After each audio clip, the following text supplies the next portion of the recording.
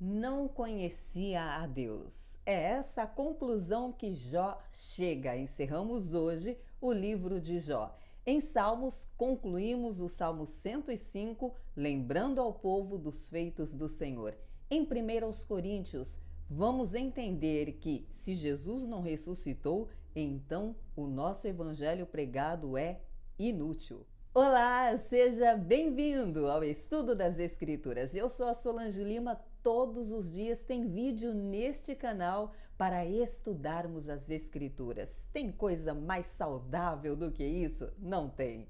Hoje nós vamos ler estes textos que estão na tela e vamos começar pelo livro que estamos encerrando o estudo hoje, o livro de Jó. Nós passamos todo o livro de Jó estudando o sofrimento dele e tentando entender o que aconteceu. Na verdade, no começo do livro de Jó, já é explicado para o leitor o que estava acontecendo nos bastidores, no reino espiritual. Jó e seus amigos é que não tinham conhecimento disso. Note que Deus termina toda a conversa com Jó sem explicar em nenhum momento o porquê Jó passou por tudo aquilo. Tem muitos ensinamentos para tirar do livro de Jó, mas vamos prestar atenção em pelo menos 3. 1. Deus é soberano e ele próprio disse: ninguém deu nada a mim para que eu tenha que devolver. O próprio Jó reconheceu: no saí do ventre da minha mãe, no voltarei para lá. Deus me deu, Deus tirou, bendito seja o nome do Senhor. Deus não nos deve absolutamente nada e ele é soberano, faz o que ele quer, do jeito que quer, mas Deus não faz nada aleatoriamente. Tudo é absolutamente planejado e tudo foi escrito antes que você pensasse em existir. Segundo o grande ensinamento, nós, humanos, não temos como conhecer o que acontece no coração da outra pessoa. Aprendemos isso com os amigos de Jó, que todo o cenário apontava para sim, Jó está em pecado. No entanto, Jó não estava em pecado. E essa é a grande diferença dos 3 principais amigos de Jó com o outro amigo Eliú, porque ele não se restringiu a afirmar que a única causa de Jó estar vivendo aquilo era a consequência de seus pecados. Nós vamos entender isso daqui a pouco. Mas o ponto aqui é: não tem como você sentenciar quem quer que seja. Primeiro, porque você não é Deus. Segundo, porque você não sabe o que acontece no coração do outro. As circunstâncias todas podem apontar para uma grande verdade, mas a verdade está dentro do coração e ali somente Deus tem acesso. E o terceiro e último grande ensinamento: Deus quer se relacionar com você. Isso significa que ele não se importa com aquilo que você vai falar, com aquilo que você vai se queixar para ele. Há uma grande diferença entre falar com Deus, desabafar com Deus, lamentar, reclamar, abrir o seu coração com Deus e falar contra Deus, que é a murmuração. Murmuração é algo que o Senhor abomina. No entanto, um coração quebrantado, Deus não rejeita. E este era o coração de Jó. Ele lamentou, ele reclamou, mas o tempo todo ele permaneceu fiel a Deus. Ele não falou contra Deus em nenhum momento. E o próprio Deus testifica isso na conclusão do livro de Jó.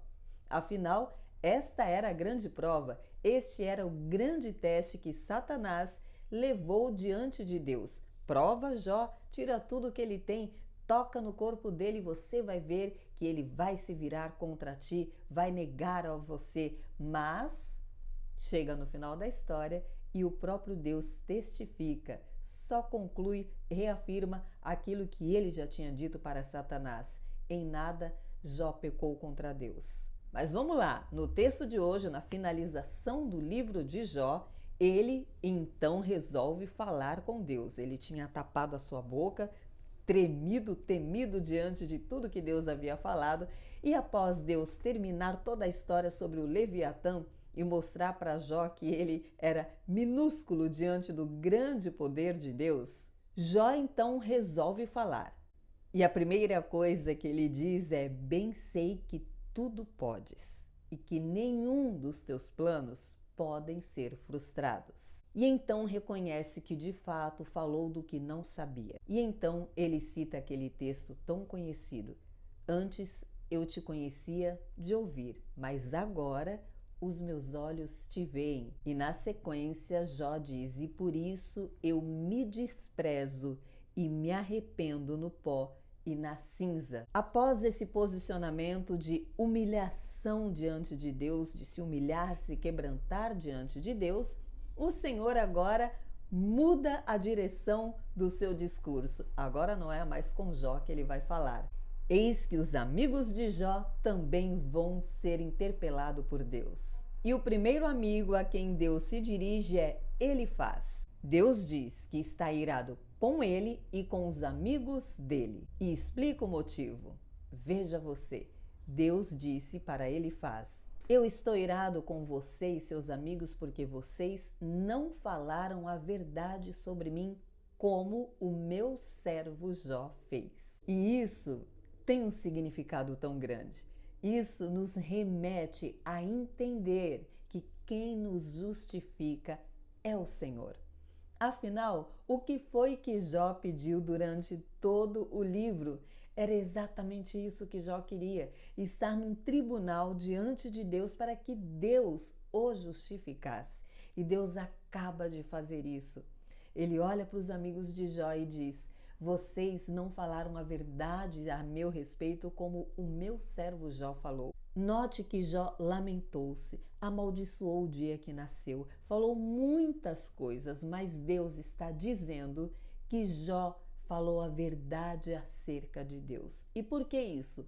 Porque os amigos de Jó, quando estavam o acusando, eles entenderam que sabiam muito sobre Deus, e então estavam afirmando que Deus era aquela pessoa que estava castigando Jó porque Jó estava em pecado. E nesses argumentos eles falaram muitas coisas acerca de quem era Deus, de como Deus agia, e Deus está dizendo: vocês não falaram a verdade a meu respeito. Deus é justo, é misericordioso e ele sabia o que estava fazendo, por que Jó estava vivendo aquilo. No entanto, ele está dizendo que Jó sim disse a verdade sobre Deus. E o que Jó falou sobre Deus o tempo todo?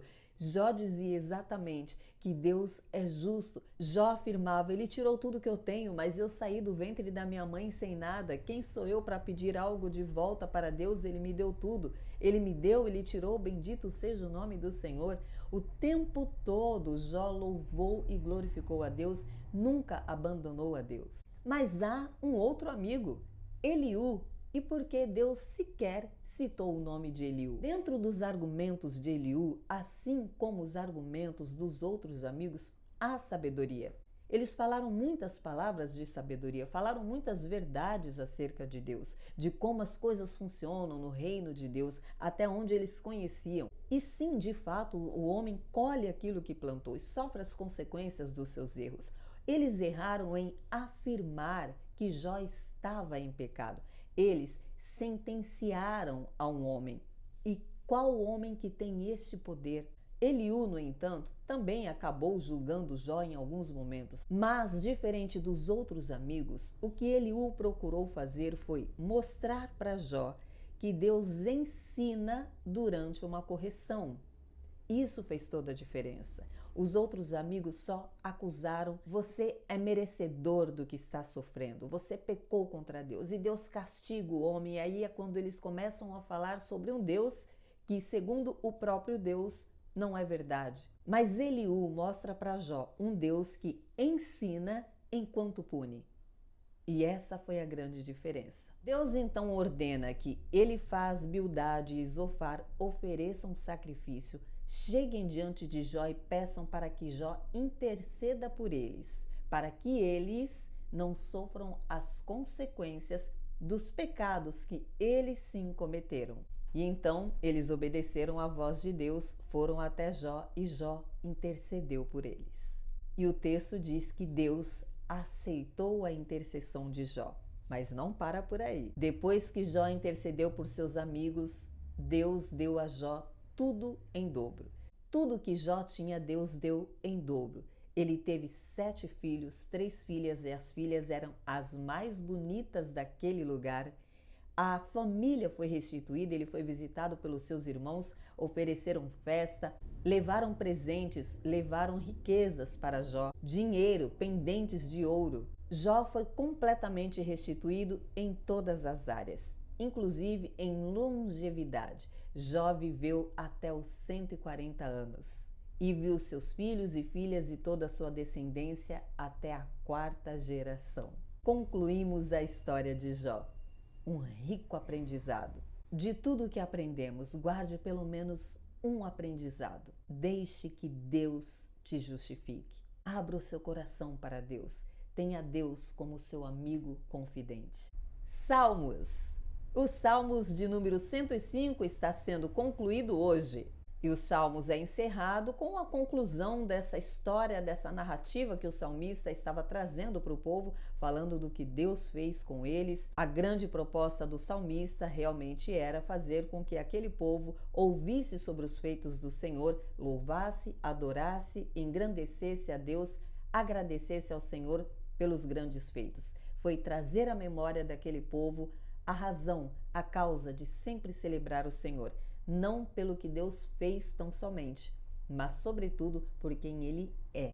Primeira carta do apóstolo Paulo aos Coríntios. Depois de Paulo falar sobre o Evangelho de Cristo e de que ele era o menor de todos os apóstolos, ele continua falando sobre o Evangelho. E agora Paulo vai falar sobre a lei da ressurreição, porque tinha-se ainda os saduceus, algumas outras pessoas que não acreditavam na ressurreição. E então Paulo traz a seguinte luz para o entendimento. Olha, se nós não acreditarmos na ressurreição, então o evangelho que estamos pregando é inútil. Porque o evangelho que estamos pregando, a base dele é sobre crer que Jesus ressuscitou dos mortos.